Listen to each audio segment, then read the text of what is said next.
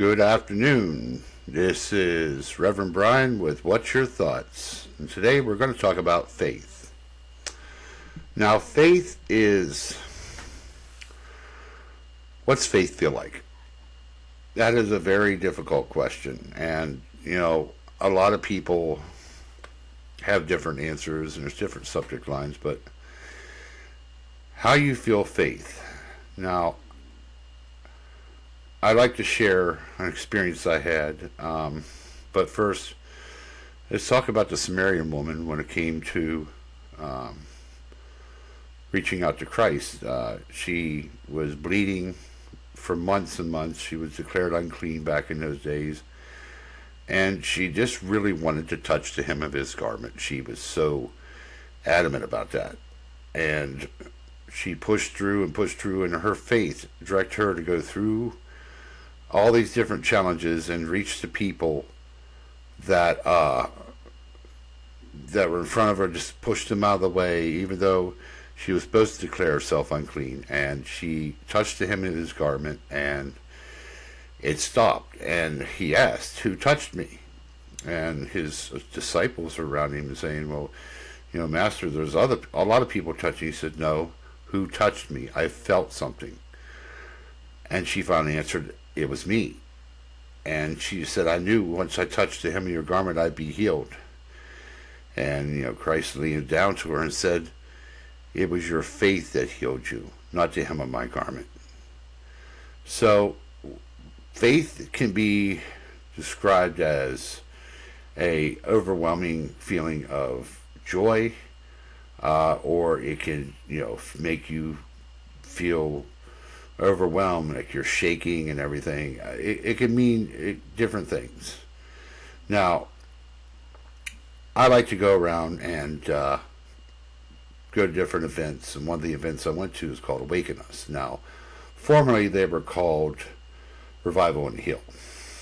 So this was in Chambersburg, PA, and it was on a Saturday, and I went to this event, and lo and behold, one of my friends were there.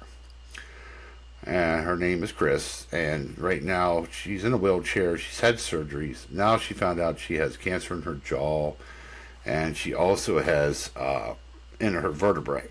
So they want to go in and do surgery. They've already started her on chemo, and she's really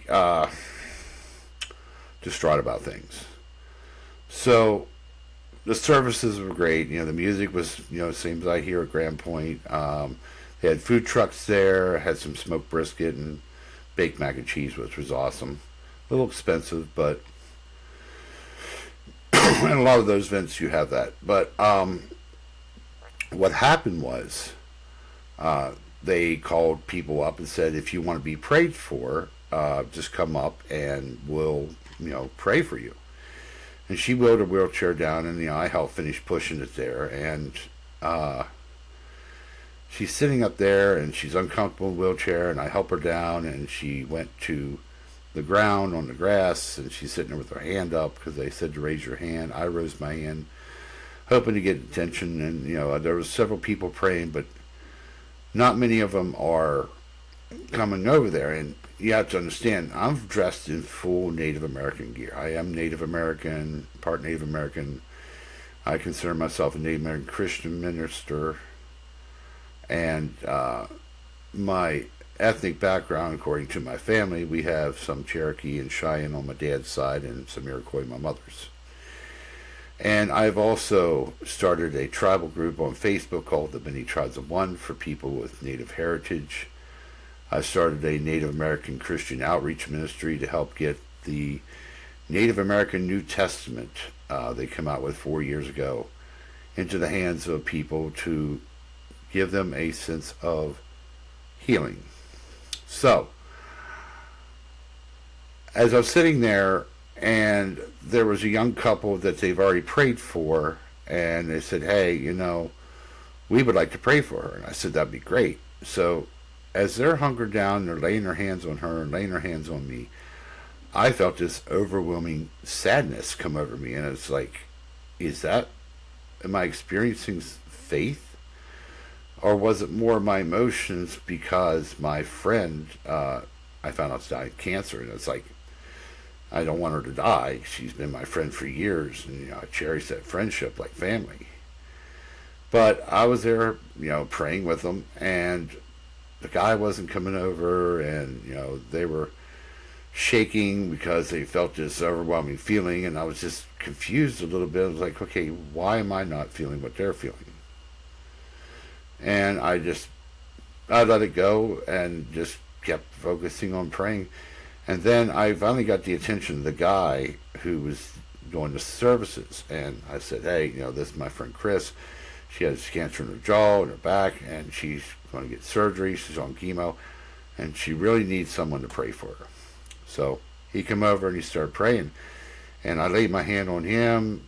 Other people had their hands on me. The other people started joining in, and they're all laying hands, and everybody's reacting to it and feeling something, but I just didn't feel anything. And I was like, have I lost my faith? Have I lost my connection with Christ? And this weighed on me a good bit. And it wasn't until I went back into church the next day and I pulled my pastor aside. I said, Pastor Dan, is something wrong with me? He goes, no, there's nothing wrong with you. He said, what's going on is that people who do those revivals, there's a, how do you put it? There's a charismatic movement that comes over people, and they can experience a hypeness. I don't know if it's the Holy Ghost he's talking about, but if you're not into that movement, then you're not going to feel it. But that doesn't mean there's anything wrong with you. Until I heard that from him, I was just like, it really had me questioning things. He says, it all depends on different churches. He says, if you're a little overhyped here, we're more laid back, more undertone. And, like I said, it just gave me a sense of relief hearing from him that there was nothing wrong with me.